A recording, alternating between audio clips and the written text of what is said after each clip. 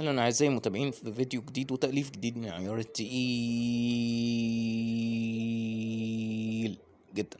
حلقة 6 والأخيرة من قصة الانفجار النووي، والحلقة دي مثيرة جدا يا أعزائي المتابعين ومحزنة جدا لأن النهاية صعبة جدا، وأنا ما كنتش عايز أختار إن نهاية القصة تبقى مؤلمة بالشكل ده، بس يعني أولي السيناريو جاب سيناريو وفي النهاية يعني الموضوع بقى بالشكل ده. طبعا يعني زي متابعين، يعني أنا بحب أشكر دايما الشعب العراقي، لأن الشعب العراقي هو سبب في نجاح قناة القناص إديتور. المؤلف يوسف القناص سبب نجاحه ربنا أولا، ثم الشعب العراقي العظيم.